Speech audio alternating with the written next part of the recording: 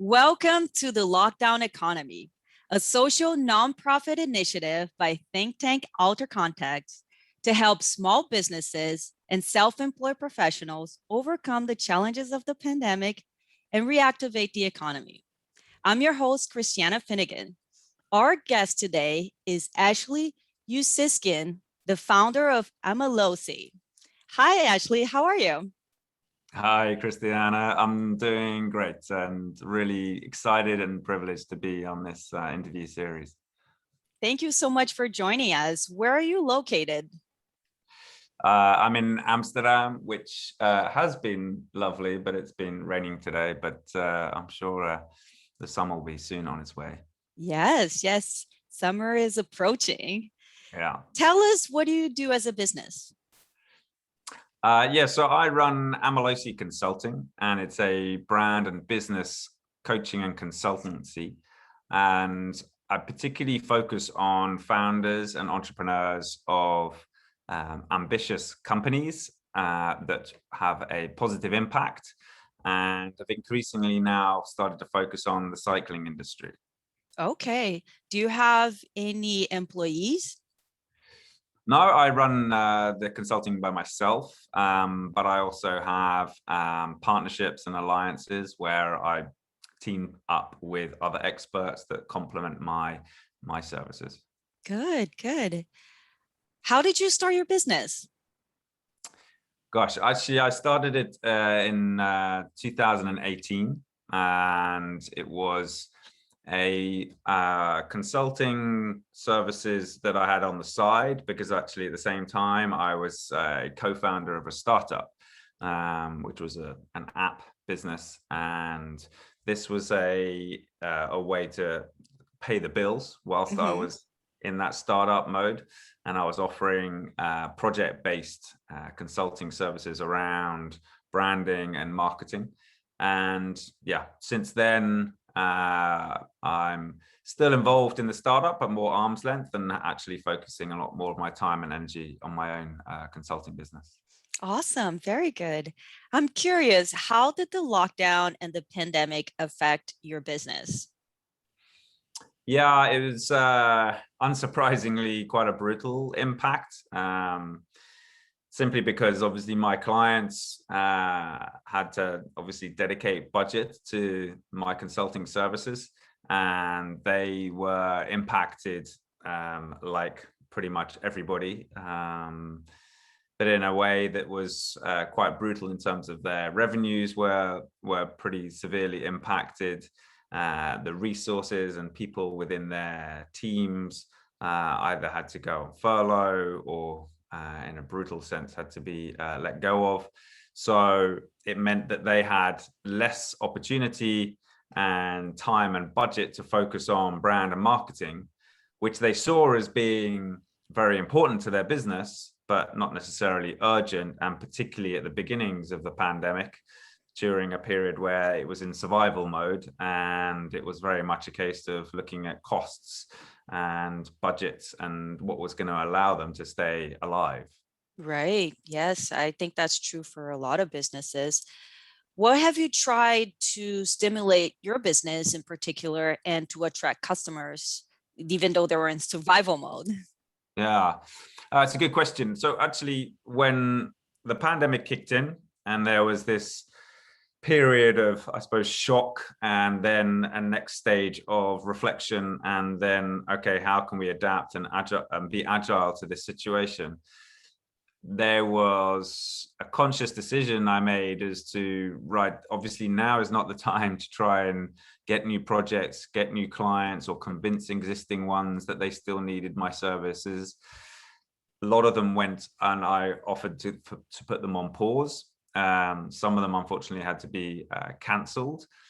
But during that period, I made a conscious decision of, actually, I still obviously love what I do, in the spirit of helping founders and entrepreneurs to really grow their business, particularly the ones that have a positive impact. So I started an initiative of, basically in the whole spirit of how can I help, putting it out there within my network on LinkedIn, on Facebook, offering a agenda-free, how can I help, free consultation, and putting it forward in a way of saying, look, I have experience as a startup co-founder. I'm also a mentor on accelerator programs. I've worked agency side, I've worked client side. So I have a great empathy for understanding how entrepreneurs and founders think and the challenges they're facing, and can offer that more rounded perspective that might really help them during this period where they're having to adapt to a completely changed landscape and environment, and having to think in an agile way and more flexibly as to how they're going to survive this period.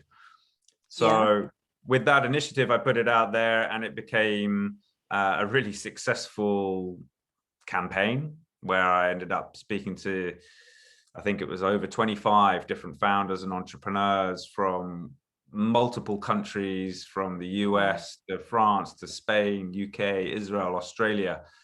And it reminded me as to actually the added value that I can offer at not just the brand level, but also at the business level. So that's how it sort of evolved into a proposition that became brand and business coaching, and not just the narrow brand strategy service proposition which I had prior to the pandemic.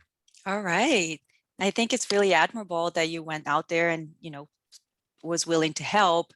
I think 2020 has showed us that we're here also to help each other. And so I really appreciate that you did that. And with the pandemic, there were a lot of people going more outdoors, and I'm assuming that the cycling business boomed last year. I'm not entirely sure. Could you tell us a little bit like how your customers are doing and how your competition is doing? Yeah, it's been a fascinating period. So actually also in this past year and throughout the pandemic, I've more and more focused within the cycling industry in terms of my client portfolio and projects I work on. That's also a conscious decision because of my own personal passion. I'm a big cyclist. I'm a captain of a cycling club. So to a certain extent, then I can increase the value add I offer to clients in terms of having the insights from a cycling consumer perspective, and then also offer the introductions and connections and joining the dots to help them grow their business. So it's been an interesting experience and an interesting journey to see the cycling industry being impacted by the pandemic, but in a sort of strange way, in the sense of it's massively grown the market. Clearly, the pandemic has provided a catalyst in so many different ways for the cycling industry to become more attractive, or cycling as a form of commuting or a hobby or a form of exercise. Clearly, with like lockdown, people were really restricted as to what they can and can't do. And cycling became this option for, getting outside, a form of exercise. And with the restrictions, the roads have been a lot quieter. So they've been safer for a lot of people. That's often been a hurdle for people to consider cycling, either as a form of commuting or just to get around. Sure. So it's really presented a huge opportunity for the industry. And it's increased massively the whole demand throughout the category. However, it's also presented massive challenges in terms of supply chains and logistics to fulfill that demand. So people might be now wanting to go and buy a bike, and that might have taken 8 weeks for it to be supplied and be shipped over. A lot of it's coming from the Far East, from China and Taiwan. Now they could be anything up to 6-9 months to supply. So you've got a very interesting challenge of trying to meet the demand, but the challenge of actually having supply chain issues to fulfill that. Right. And supply chain issues have been a problem not only for the cycling business, but other sectors as well. And being that this is a challenge for a lot of other business sectors. How do you think that it could be solved? Or is there any way that you have implemented ways of resolving this issue? Yeah, it's a good question, because that's essentially obviously the theme of a lot of the conversations I'm having with clients, and it's encouraging a mindset of being perhaps more agile and more adaptive to the changing landscape. So, for example, some clients, we've considered ways in which they can change their business model. So being less focused on purely a transaction-based model, and it might be moving it towards a subscription-based model. There's ways in which the focus perhaps is less on commercial immediate results, and perhaps more focusing on building communities, building a fan base. So to a certain extent, you're creating a longer term prospect list of customers that perhaps you can't satisfy in terms of the demand now, but you're building a relationship with. So as long as you can survive and stay in business for the time when supply chain issues are perhaps easier, when basically circumstances are more suitable for actually making the transaction or the sell, or getting your customers or potential customers to hand over hard-earned cash, you're in a better position to leverage that. Yeah. So it's a change of mindset in terms of business model, tactics, looking at the balance of, getting short-term commercial results now versus investing in a longer-term potential income stream in the future. Right. Yeah, that's really interesting. How is your business going on now, and what are you planning for the next coming months? Yeah, it's an interesting time. I mean, it's still not back to, I suppose, a level where it's super comfortable, but there's certainly a sense of cautious optimism, both within my portfolio of clients now and the conversations I'm having whilst broadening my network. And the way in which the outlook is at the moment, I'm proactively positioning myself within the cycling industry for the brand and business coaching expert.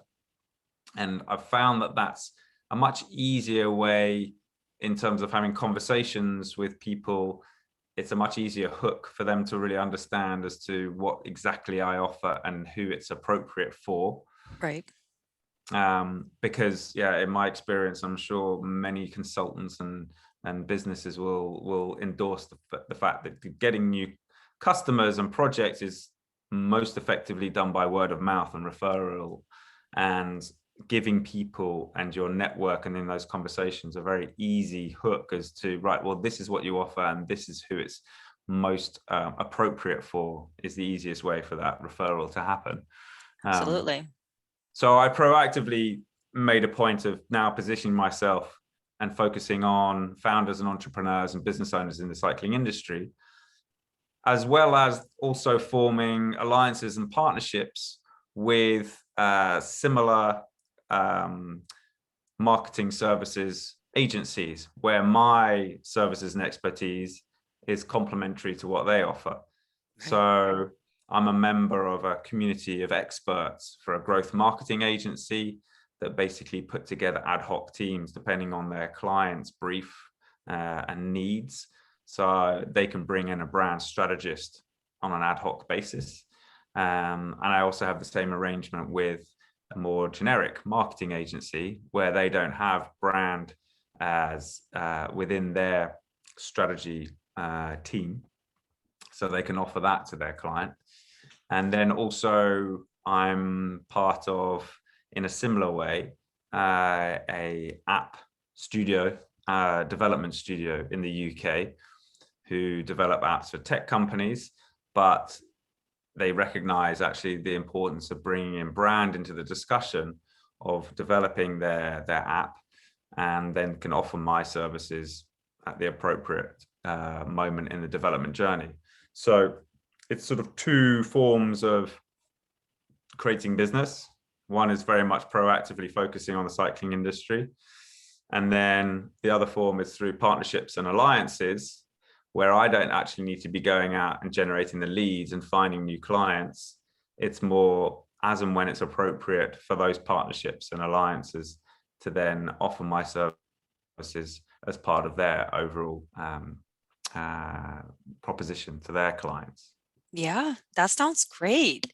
In terms of creating business, and you mentioned, the consultancy, would you please share 3 things that you need help with?